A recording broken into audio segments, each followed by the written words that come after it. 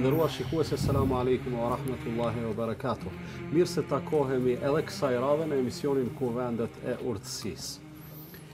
Raportet ndërnjerëzore kanë qenë dhe vazhdojnë të mbesin sfida më e madhe e veprimtarisë së njeriut në rrafshin horizontal. Në të vërtetë njeriu ka nevojë që të përvetësoj mjeshtrinë dhe artin e të sjellurit me të tjerat. Duke qenë se gjithnjë është në kontakt me rrethin, me njerëz të tjerë, ai pastaj në mungesë të asaj aftësie mund të ketë edhe fërkime. Si rrjedhoja atyre fërkimeve lindin edhe konfliktet. Andaj tema jonë e sonte është konfliktet, si të zgjidhen ato. Bashkëbiseduesi im në këtë emision është hoxha i nderuar Fatmir Efendi Latifaj, imam në Shqipol të Mitrovicës. Hoxh Fatmir, mirë se erdhe dhe na ke nderuar që je përgjegjur ftesës. Faleminderit në ftesë. Bismillahirrahmanirrahim. Alhamdulillahi wahda wassalatu wassalamu ala al-mab'uthi rahmatan lil alamin wa ala alihi wa sahbihi ajma'in ila yawmiddin. Thumma amma ba'd. Allahun tebaraka wa ta'ala falenderojmë për mirësitë e tij të shumta të cilat na i ka dhuru dhe jemi duke u rrotulluar në të mirat e tij natën dhe ditën, në të ftohtit e saj dhe në të nxehtit e saj. E lusim Allahun Dhul Gjelal që të na i shtoj dhe në kur se mos na i mungoj si shkas i gjinohëve dhe të metave tona. Përshëndetje dhe shumë selamet i adresoj për Muhammed Mustafa sallallahu alaihi wasallam, për familjen e tij të bekuar, për shokët e tij guximtar dhe besimtar të denjit, dhe gjithë ata që pasojnë rrugën e pejgamberit ton alayhi salatu wasalam deri në ditën e kataklizmës, dita e madhe e llahtarisë, dita që me të vërtetë nuk do të ketë perëndim të asoj dite me diell. Elus Allahun te baraka wa taala që ky takim i ynë të jetë i bereqetshëm dhe të njëjtën kohë që duke bashkëbiseduar me ju të njëjtën kohë të ngërthejmë në vete urtësi për këtë tematikë të cilët e ngritën jo, se vërtet ne si hoxhallar, si përjatar të popullit, si lider shpirtëror të tyre, e kemi obligim dy objektiva para nesh të kemi. E para është të ngritum njerëzit në lidhje vertikale me krijuesin e tyre, dhe objektivi i dytë është që kjo lidhje të jetë të njëjtën kohë edhe horizontale, që këta njerëz ta duajnë njëri tjetrin, ta respektojnë njëri tjetrin, eventualisht konfliktet i zgjedhin ashtu sikur në konform asaj të cilën Allahu na ka mësuar, dhe të njëjtën kohë shëmbulltyrë të pejgamberit alayhi salatu wasalam. Dhe sa herë që njerëzit kanë marrë shëmbulltyrën e tij alayhi salatu wasalam, ato probleme shumë lehtë i kanë zgjedh dhe suksesi në asnjë rrethon nuk ju ka mungu. Hoxh, pas kësaj hyrje që bëhet dhe i përmend dy gjëra që vërtet janë interesante. Ngritja e njerëzve vertikalisht, që do të thotë lidhja e tyre me Zotin, me krijuesin e kësaj gjësie, me Allahun fuqiplot. Pastaj edhe edukimi ose aftësimi i tyre se si ti ndërtojnë raportet horizontale. Tash këto dy gjëra, këto dy parime, a janë shumë të lidhura ndërmjet vete, apo mund të ekzistojnë pavarësisht? A mundet njeriu të jetë thjesht pyetja të bëhet direkte? A mund të jetë njëri besimtar i mirë nëse me Allahun i ka punë të mira, me njerëzit s'ka rëndësi si sillen? Në asnjë rrethon nuk ka mundësi të paramendohet teoretikisht se ky njeri ka mundësi me i pas punë të mirë me Allahun, e të njëjtën kohë ajo edukat dhe ai frikë respekt dhe ai përkushtim në adhurimin ndaj Zotit xhelle shanuhu të mos reflektoj në sjelljen dhe mirësjelljen ndaj njerëzve në përgjithësi. Mandej pejgamberi sallallahu alaihi wasallam kur është pyetur se filania bën ibadet natën shumë, i kryen farzët, bën ibadete shtesë vullnetare, por me të afërmit, por ka ardhur në transmetime me kojshit, nuk e qenë mirë, ka thonë fehia finnar, ajo është në zjarr, për shkak se sikur ka dashur me thon pejgamberi sallallahu alaihi wasallam se adhurimi ndaj Allahut do duhej me ndiku në sjelljen e mirë ndaj njerëzve në përgjithësi. Dhe si këtill është i kushtuar, nuk pranohet tek Allahu nëse sjellja është e keqe. Absolutisht. Duke filluar mas pari nga ana e afërt me prindrit, si ka mundsi një njeri fal namazin, agjeron Ramazanin, i kryen obligimet farze, dhe të njëjtën kohë sjelljen ndaj prindërve të tij, qenia më e afërt e njeriu, nana, baba, është i shkujdesur ta quaj. Dhe është tepër larg asaj etike cilën e kërkon Allahu dhe i dërguari i tij sallallahu alaihi wasallam, dhe të njëjtën kohë me ndi veten komod në asnjë rrethon, sepse ka kushzu. Ka hipokrizi nëse njeriu sillet mirë me të huajin e sillet keq me të vetin, me të afërmin? Mos pakti këtu ka burrni.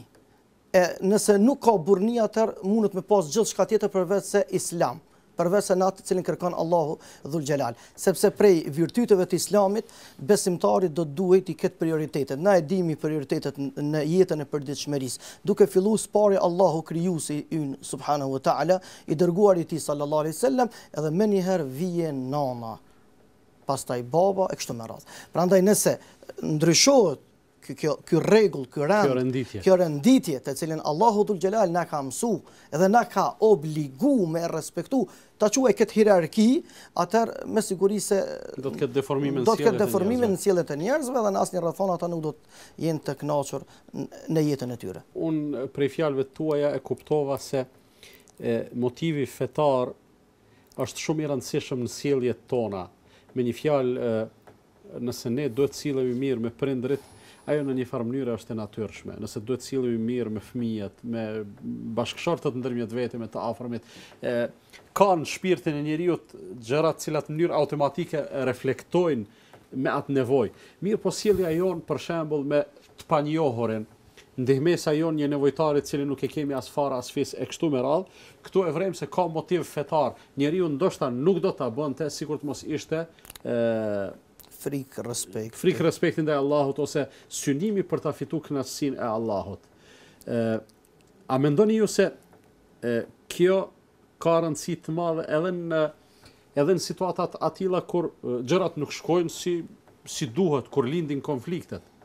Pikërisht kur besimtari e ka në ndërdijen e tij frikë respektin të cilin e potencove shumë bukur, atëherë e ka parasysh se në çdo fjalë, çdo veprim, çdo diskutim, çdo hap në jetë që e vendos, e ka parasysh se a do të me këtë hap, me këtë fjalim, me këtë qëndrim, Zoti i kënaqur me veprimet e mia, e derisa lidhen punët në këtë formë dhe këtë mënyrë, jam i bindur se nuk do të mungojnë vlerat në sjelljen ndaj të tjerëve. Për shkak se ai i cili dëshiron ta ketë kënaqësinë e Allahut Dhul Xhelal, do duhet ta respekton veprën madhore të Allahut. A ka vepër më të shenjtë, më të bukur, më të komplote, më shumë dimensionale, më vlerë se vetë qenia njeriut? Kush e fali këtë njeri? Kush e krijoi këtë njeri? Kush e pajisi këtë njeri dhe e dalloi dhe privilegjoi prej krijesave tjera? Madje gjitha këto të mira janë nënshtroj për hir, do të thotë për hir të vlerës se ka njeriu. E nëse njeriu nuk e respekton njeriu, unë mendoj se me automatizëm sikur është duke nënçmu veprën e Zotit, sikur është duke shkel aty ku nuk do duhej me shkel, po do duhej me respektu dhe me nderu dhe me këtë madje mu dallu prej qenieve tjera. Sipas kësaj, deformimet në sjellje edhe në qëndrime në cilin nivel që të ndodhin, ato reflektojnë pastaj në të gjitha nivelet. Më lejo të t'ju pyes edhe këtë. Njeriu i cili është i motivuar fetarisht edhe do duhet të mendon të kështu, sikur se thoni ju. A ka mundësi të gaboj? Ka mundësi të gaboj, mirë, po nuk ka mundësi të gaboj dy herë. Gabimin e parë e arsyetoj me kthyrjen, meditimin, pendimin dhe shtrirjen e dorës për pajtim, për afrim, për mirëkuptim ose kërkesën ndjes, se përkundrazi trimat nuk hakmirën, po trimat falin. Tash në anën e kundërt. Do të vim te falja, hoxh. Hajde ta bëjmë pyetjen kështu, pse ndodhin konfliktet mes njerëzve? A lindin konfliktet të mëdha apo lindin më të vogla e pastaj në pamundësi për të menaxhuar? Në asnjë rrethon nuk lindin në fillimisht konfliktet e mëdha, por të mëdhajat vinë si rezultat prej të voglave, se nuk i kemi menaxhuar drejt, nuk i kemi zgjidhur problemet në kohë, nuk kemi pas kujdes të veçantë në zgjidhjen e problemeve të vogla, që pastaj në injorim i vogël ka ndodhur që si rrjedhoi e tyre të vim deri tani gabim shumë i madh. Mirë po, nëse na ndodhin, do duhem me zgjidh. Nuk ka problem fytyrë toke që nuk ka zgjidhje. Pse nuk ka gatishmëri për mi zgjidh ato? Sepse mendoj fillimisht njerëzit do duhemi kuptu njerëzit. Se kur fol ti bisedon me mua, unë nuk do duhem me mendu se si me ta kthy, se si me tu kundërshtu, se si me të repliku, me demantu ku ta dijune, por do duhet me ndëgju fort të mirë edhe shumë mirë fillt, mënyrë më të mirë të moshme që me të kuptu, se s'munën njerëzit me kuptu nëse nuk ndëgjojnë, nëse nuk përcjellin çdo element të cilin do duhej me pas parasysh. E si rrjedhoj pastaj vinë njerëzit deri në këtë. Prandaj mendoj se defektet fillestare paraqiten te mungesa e aftësisë për të komunikuar. Patjetër.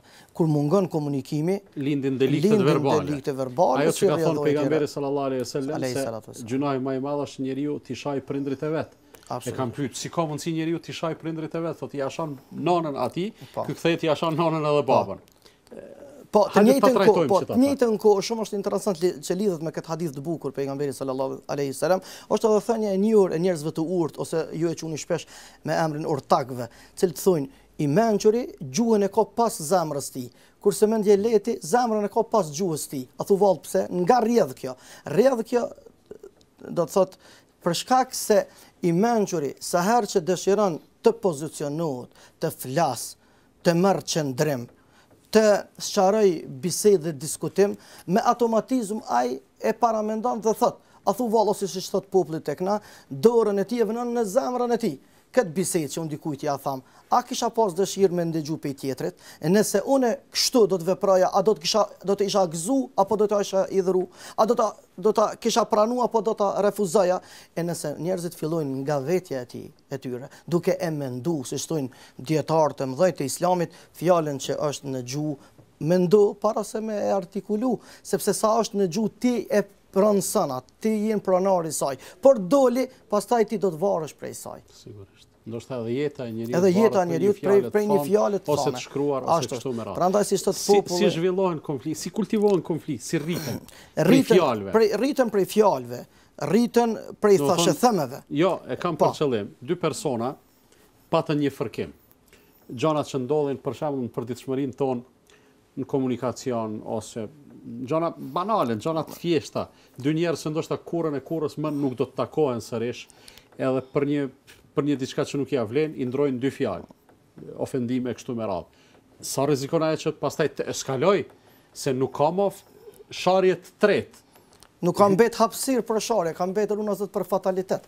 Goditja me grushta deri te më e keqja, runa zot. Prandaj këtu të popullin tek shqiptar, tek banor të këtij vendit është një shembull shumë interesant. I thot plaku djalit kur e lëshon djalin me dal në qytet. Nëse takosh me një problem eventual, thuaj atij të panjohurit, të cilin ti e ndesh me ta rastësisht, jam banor i këtij vendi se për ndryshe. Je musafir, jam pranë shtëpisë, je pranë shtëpisë, jam para shoqënie, je pranë shoqënie. Prandaj gjej hapësirë. Gjithmonë gjeni arsye për me konfliktet. Është ligësi kjo apo është burni? Kjo është burni, edhe këtë e kanë argumentuar banorët e këtij vendi dhe është prej umetit pejgamberit sallallahu alaihi wasallam. Neve hoxh derisa kemi kontakt me njerëz, edhe u themi pse patët nevojë të ofendoheni, pse nuk ja lëshove rrugën. Ata gjejnë 100.000 arsyetime për mos me e pranuar atë urtësitë cilën ju sapo e promovuat edhe ne që vazhdimisht u themi njerëzve. Jo, qysh ai kish kujtuar që unë po tutem me kështu me radhë. Çfarë themi aty njerëzve? Atyre njerëzve patjetër do të themi se ai i cili lëshon në pe, ai i cili lyp rrugë zgjidhje, ai i cili largohet prej problemit, ai e ka me vetë kënaqësinë e Allahut. Madje thot pejgamberi sallallahu alaihi wasallam i garantojmë një shtëpinë në xhennet, ai i cili është në fjalim ose është në fjalosje apo është runa zot deri te një konflikt delikt verbal që e quajt ju, e lëshon penka drejtim, largohet, tërhiqet, hesht, edhe nëse ka drejt. Madje edhe nëse ka të drejt, lere mos bisedohet për raste të cilat do të thotë fare të drejt asnjëra palë nuk ka. Ose në hadithin tjetër që thot pejgamberi sallallahu alaihi wasallam, se nuk është i fortë ai i cili i rrezon njerëzit, por i fortë është ai i cili e përmban veten në rastin e zemrimit. Madje kemi fjalën e Allahut wal kadhimin al ghaidh, kur i ka citu Allahu, kur i ka treguar Allahu te baraka u taala kategoritë e njerëzve të cilët do të duhej me garu tek xheneti i Allahut, që gjerësia e tij sa toka dhe çej. Cilët janë ata? Wal kadhimin al ghaidh, se sikur njerëzit vetëm të mendonin për një çast, ndoshta me qintat sekondit, jam i bindur se nuk do të duhej marr deri në atë nivel. Mirë po fatkeqësisht të prir nga ego të ndryshme, të frustruar prej rrethonave të caktuar, ndikimi i shejtanit i cili është shumë i madh, edhe të njëjtën kohë është shumë evident.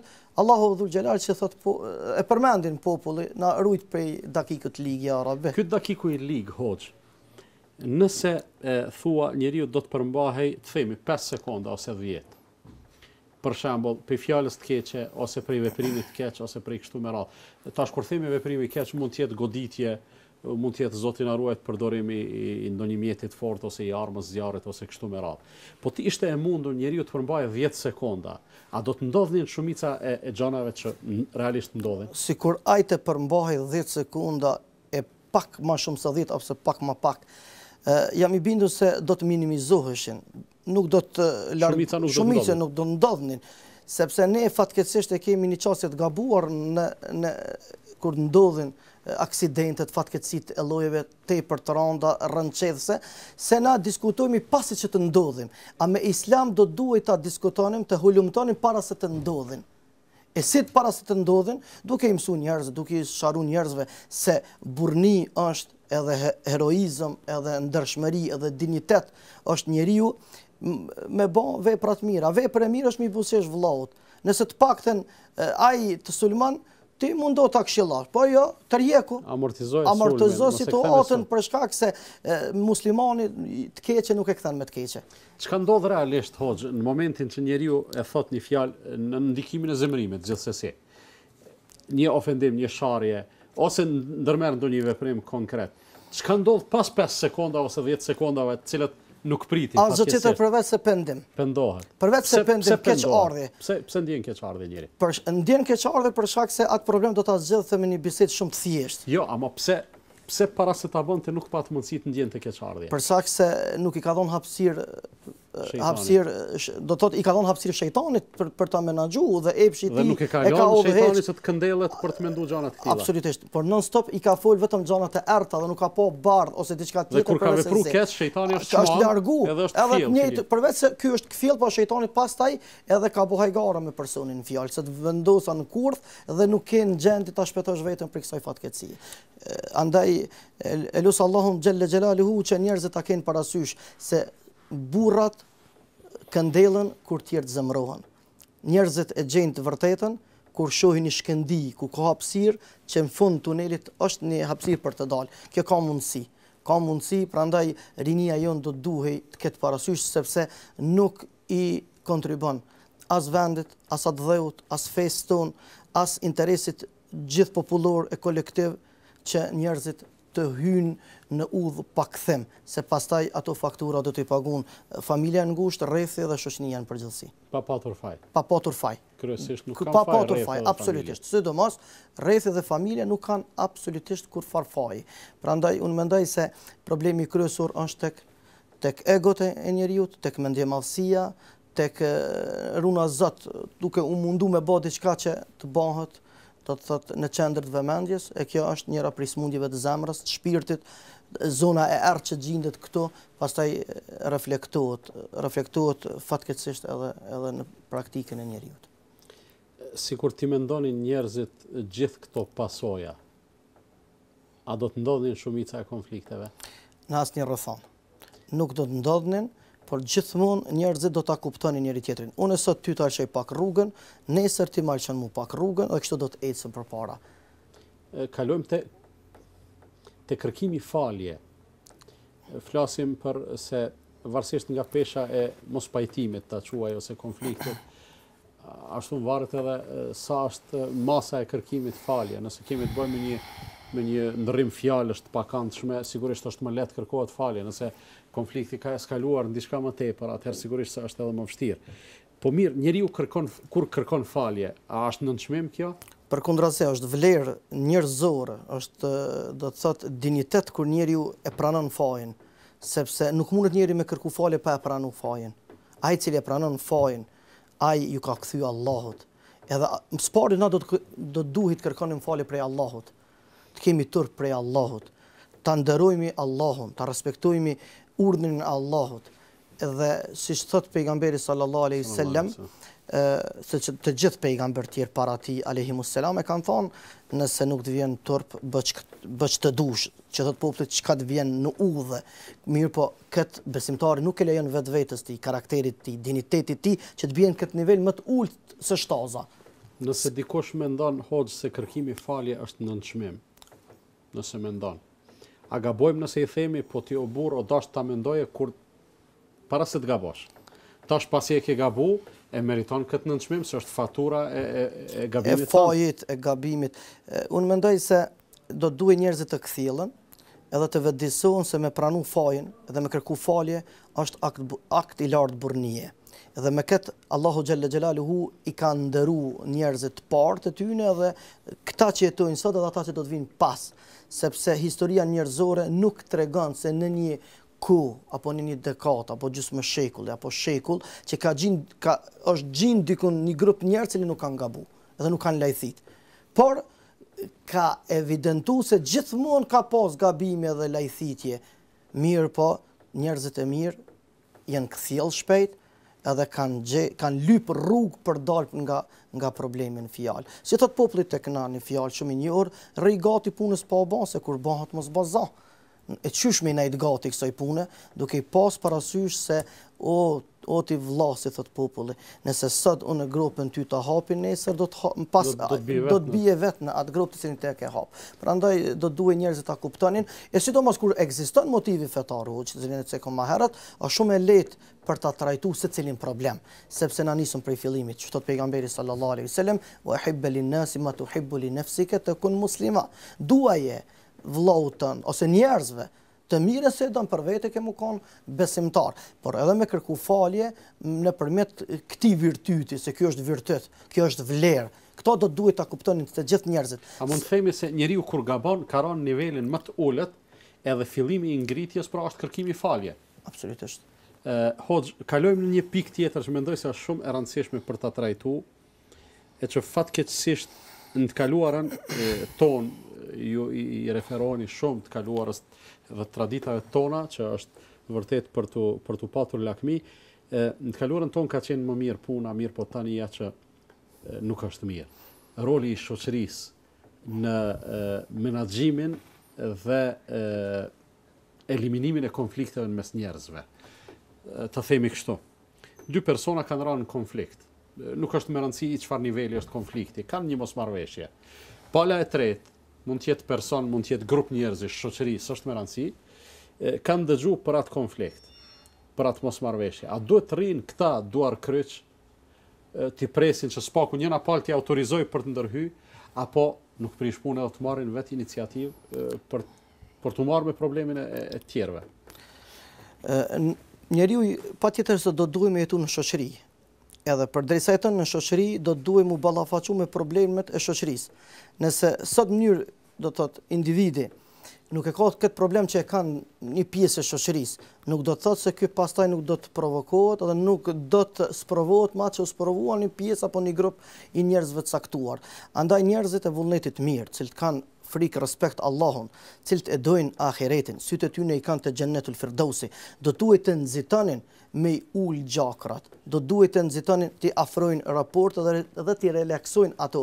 Si me ka vetë mundësi? iniciativë. Me vetë iniciativë, po edhe nëse ekziston ndonjë kërkesë e caktuar për Kjo është akoma më mirë. Kjo është hala më lehtë. Mirë, po jo detyrimisht ta presin. Detyrimisht jo ta presin, sepse obligohen prej Allahut te baraka u taala. Pastaj I kemi e shohmi edhe prej haditheve të pejgamberit sallallahu alaihi wasallam, në çdo problem të cilin u ballafaquan muslimanët, pejgamberi sallallahu alaihi wasallam nuk I ka prit ata më armi kërku këtij alayhi salatu wassalam se do duhet të ndërhyj në probleme ku ta diu në zgjidhjen e tyre, por si vetë iniciativë ka intervenuar madje në ndonjë rast ka shoqëruar në këtë problematik shokët më të afërt tij pejgamberit sallallahu alaihi wasallam, si ishin Abu Bekri, Omeri kështu me radhë. Andaj edhe njerëzit sot tek kësaj dite të vullnetit të mirë, cilët dëshirojnë që shoqëria dëshirojnë që çelësat e mirësisë të jenë duart e tyre. Si thot pejgamberi sallallahu alaihi wasallam, ka njerëz të cilët në duart e tyre ka çelësa, të cilët hapen dyert e mirësisë, edhe ka njerëz të cilët I kanë mshelsat për dyert e sherrit dhe të liksisë.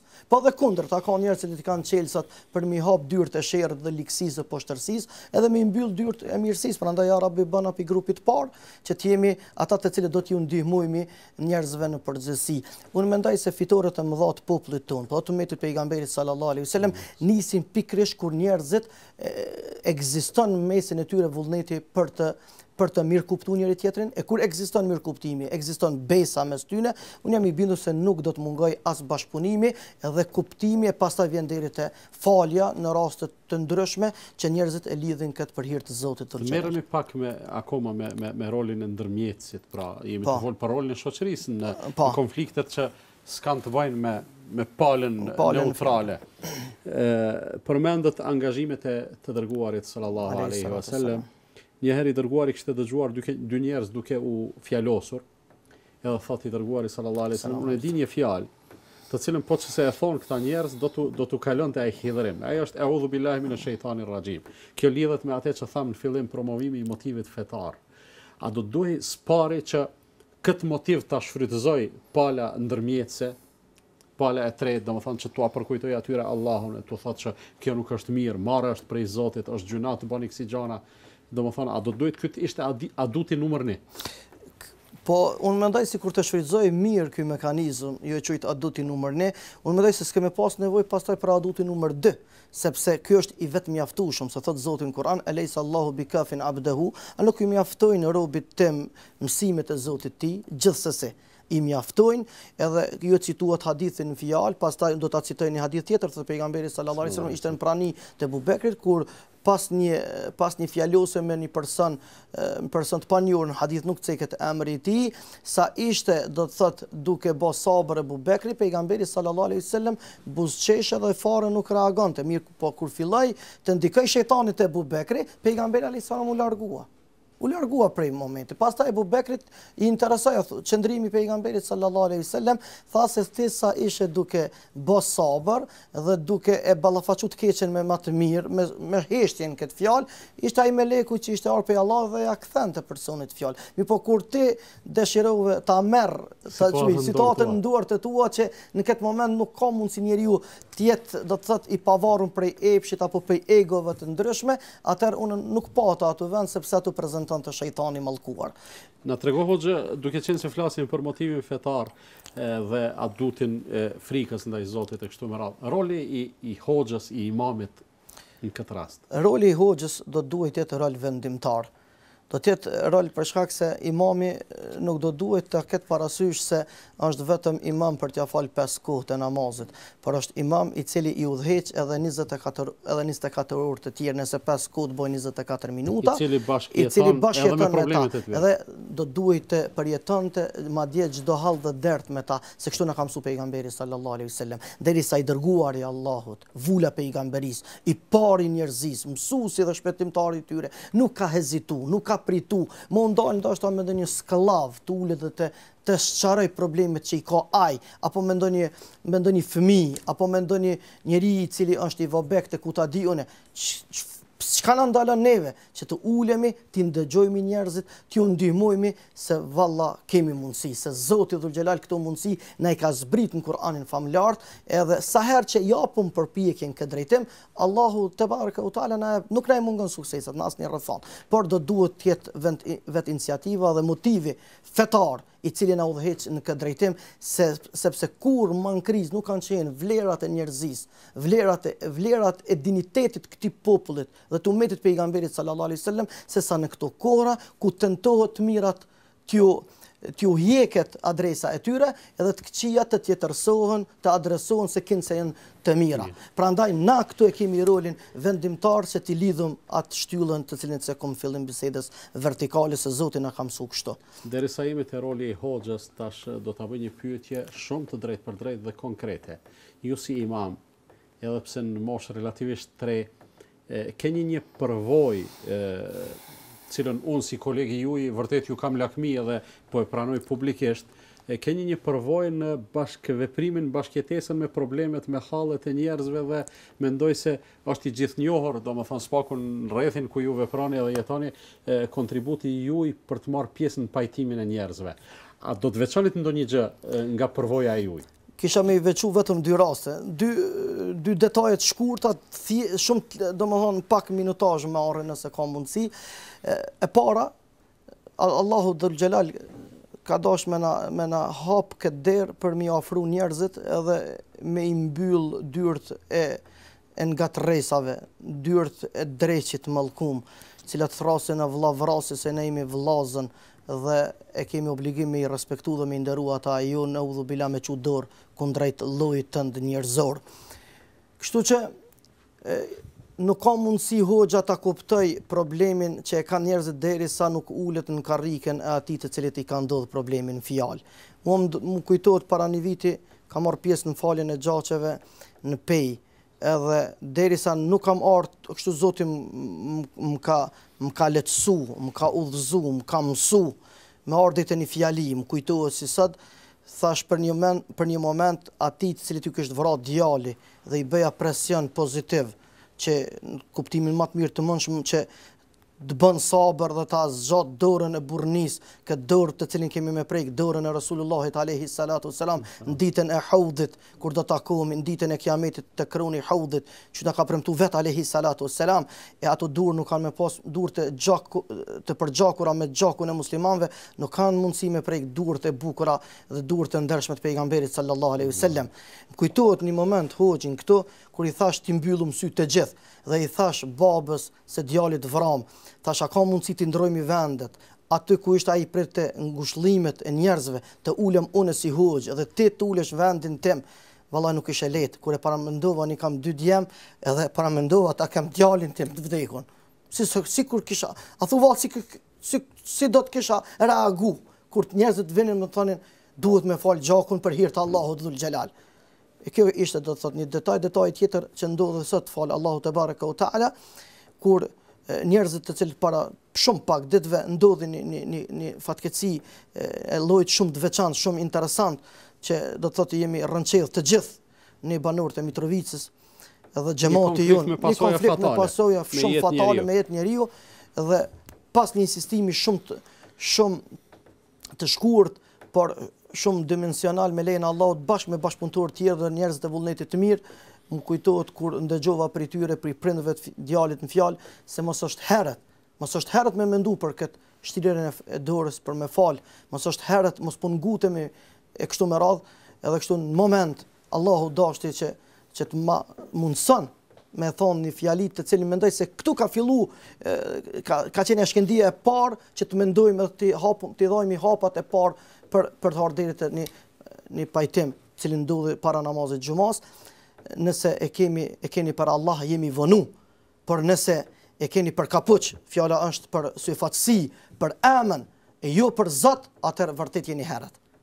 Wallahi tha, u çu axha i djalit bashkë me vllahun e tij, pra me babën e të ndjerit rahimahullah, tha wallahi për hir të Allahut e kemi. Pastaj ju thash, i citova ajetin kuranor, wasari'u ila maghfiratin min rabbikum, dhe nxitoni te rahmeti Allahut, te xheneti Allahut, që gjerësia e tij është toka e qiejt, të cilën e ka përgatitur Allahu për muttaqin, cilët janë ata që japin, ata cilët e frenojnë mllefin e tyre, ata të cilët falin, wallahu yuhibbul muhsinin. Edhe më tha hoxha, unë se falit gjakun e djalit tim, a thu vallë, më fal mu Zoti, ma fal mu djalin tim, 23 vjeçar që e kam varros me durët e mia. Thash, na ka premtuar pejgamberi sallallahu alaihi wasallam, sa i cili jek dorë prej hakmarrjes, nuk ka problem për të përveç se xhenetit. Prandaj ai i cili don xhenetin, ai nuk priton me hec kësaj pune. Edhe mi bindun se nuk kanë me mungu sukseset se Zoti, ndihma e tij është me ne, fuqia e tij, rahmeti i tij, mëshira e tij, këtë ka premtuar. Wa'dullah, është premtimi i Allahut, innehu lan yukhliful mi'ad, nuk e thën premtimin e tij. Kjo ka ndodhur edhe në kohërat burrave të mëdhej, me Ademin alayhi salam, që ka ndodhur me Jusufin alayhi salam, që ka ndodhur me pejgamberin alayhi salatu wassalam, la tathriba alaykumul yawm, yaghfirullahu lakum. Nuk ka çortim për juve, nuk ju marrën në hak juve vëllezërit e mi. Ju më keni tentuar më vra, po Zoti s'm ka vra. Kështu vëllezër të dashur, kanë vepruar burrat e mëdhej, e Imamul Murselin, Khatamul Anbiya wal Murselin, vula pejgamberis Muhamedi sallallahu alaihi wasallam, i cili deri në moshën 40 vjeçare ishte, do të thotë i që thonë populli me shaj për burrnie, për trimërie, për besnikërie, për fisnikëri, kur u pais me pejgamberin, edhe Allahu e zgjodhi prej njerëzve mbar dhe i dha pejgamberin pejgamberit tonë sallallahu alaihi wasallam në vend se të afërmit e tij, banorët e tij, njerëzit që jetuan me ta, përsa afërmi, përse larti e njoftën dinitetin, e prekën burrnin e tij me durët e tij, e pan atë ndershmërinë e njeriu më të pastër në fytyrën e tokës, siç ishte pejgamberi alayhi salatu wasalam, ata e kthyen me armiqësi, me rebelim, vend se ta përkrahin dhe ta mbështetnin. Por pejgamberi sallallahu alaihi wasallam mas 23 vite fitimtar, edhe pse ishte dhunu gjithçka e drejta e tij, edhe ishte luftu e drejta e tij, besimtarët e tij, ju vra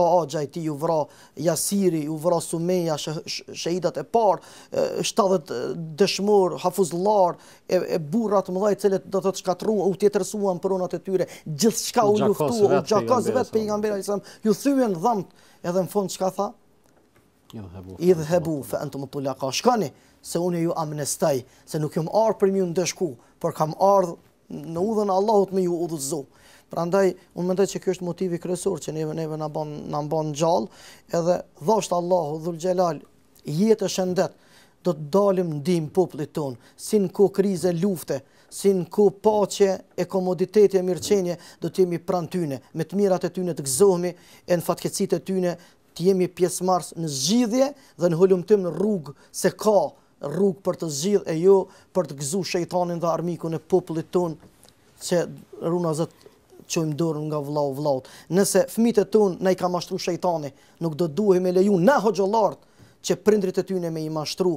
Nëse herën e parë kemi qel derën, kemi gabu, nuk do duhej derën e odës ton me hap tash, por do të mbyllim edhe dyert e sokakut, që thot populli dhe të oborrit, sepse kështu Zoti na ka mësu, se besimtari gabon, mirë po shpejt e merr veten dhe kthehet Allahu te baraka u taala. Domethënë kur ndodh ndonjë gjë, është e pamundur që atë të ç'bëhet, të kthehet mrapa. Mirë po, me çka duhet të merren besimtarët, edhe muslimanët, edhe hoxhallarët besa në krye të tyre, me zvoglimin e pasojave të atyre problemeve. Zvoglimin e pasojave, edhe kjo Allahu dhul xhelal na i ka dhënë këto mundësi.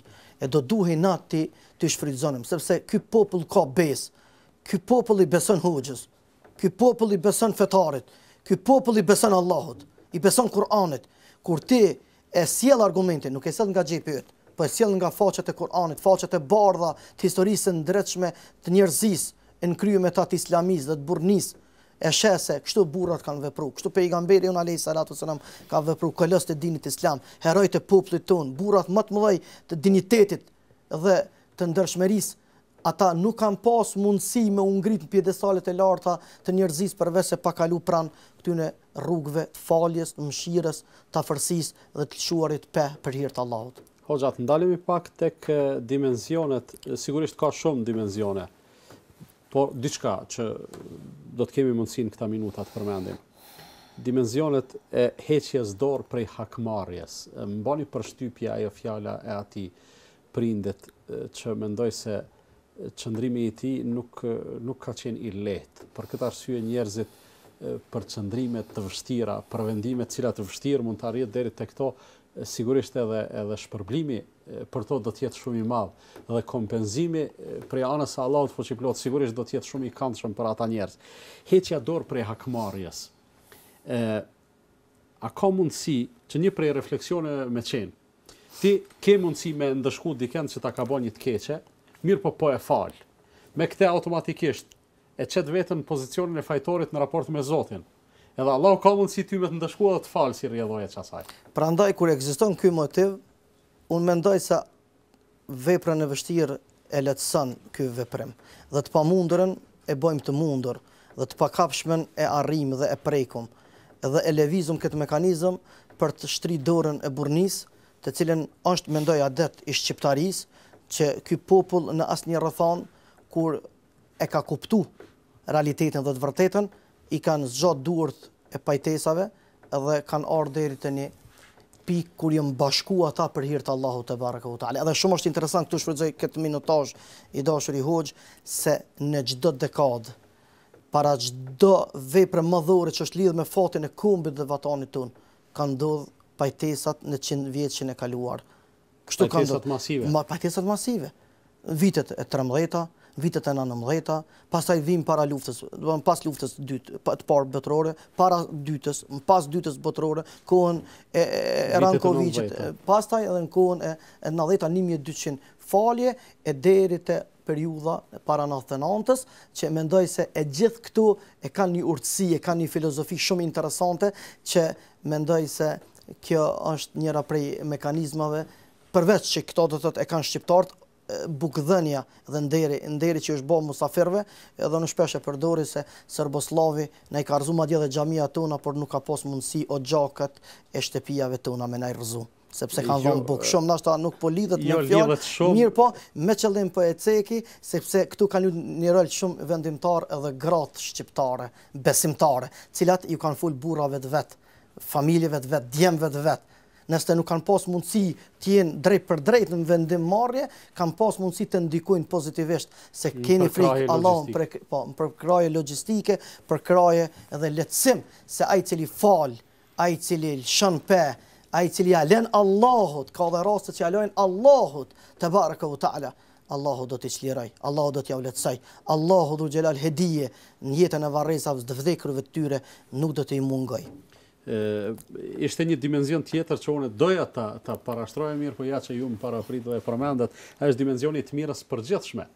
Për arsye se shtrirja e dorës pajtesës, ose hjekja dorë nga hakmarrja, është një favor që personi i bën shoqërisë, i bën kombit, i bën popullit, i bën ummetit, i bën njerëzimit në përgjithësi, dhe mendoj se çdo kush që dëgjojmë se e ka shtrit dorën e pajtesës dhe ka hek dorën nga hakmarrja, mendoj se të gjithë ne e kemi obligim moral që t'i themi faleminderit, të jemi mirënjohës dhe ta urojmë për atë gjest madh që e ka bërë. Por ja që ju e përmendët më mirë se do e thoja unë. Ekziston një dimenzion tjetër. Kurani e ka përmend. Po men ahyaha fa ka'annama ahya an-nas jami'an. Ngjallja, kush e ngjall një shpirt është sikur me ngjall gjithë njerëzit. Njeriu nuk ka mundësi ta ngjall njeriu, por ka mundësi ta kursej nga vrasja. Patjetër.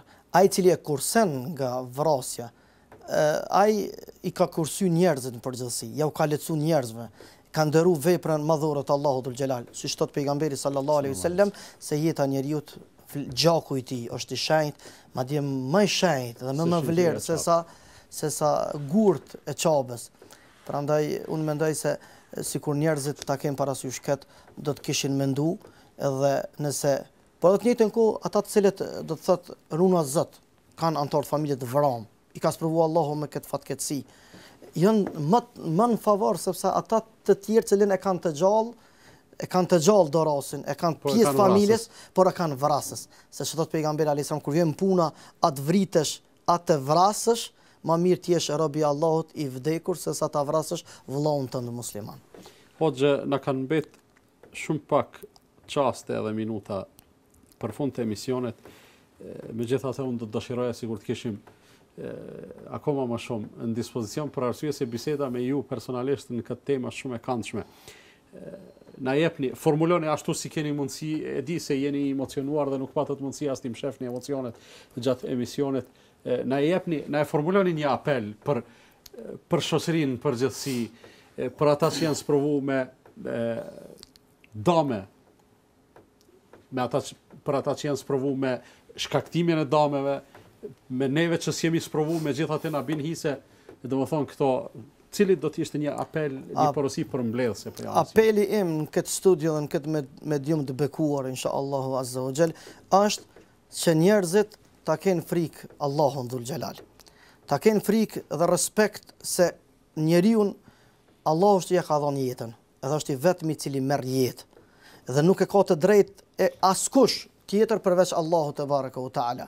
Dhe le ta dinë se ai i cili vret ka provoku hidhrimin e Allahut, ka provoku mallkimin e Allahut, ka provoku që Allahu dhul xhelal ta dënoj me zjarrin e xhenemit, madje ka thonë khalidine fiha abada, të hyn për herë në xhenem dhe mos del prej aty. Kështu ka ardhur në ajete, citate kuranore. Mirë, po kur të ndodhin, ju bëj apel popullit tim, të cilin e dua dhe shumë e respektoj dhe lutem për ta, sepse nuk do të kishte vlerë as qëndrimet tona, nuk do të kishin vlerë, as lëvizjet tona, as përpjekjet tona, as kontributet tona, pa ta, pa xhamatin, pa popullin ton, i cili e pranon, i cili nuk e refuzon, por dëshiron ta kupton, e do duhej na ti bënëm ata me kuptu se vërteta dhe realiteti është ky, se populli jon është lodhur me probleme, është lodh me vujtje. Mos ta ngarkojmë mbi barrën e këtij populli dhe këtë problem, por t'ja lehtësojmë. Sa ai cili fal, ai me faljen e tij ju çon selam pejgamberit alayhis salam. Mendoj ju çon pejgamberëve në përgjithësi. Gjithsesi do duhemi me mendu shuhedave para arsëve tanë, cilët u munduan të na ruanin fen, e me fe ta ruajmë vatanin dhe gjuhën dhe identitetin kombëtar.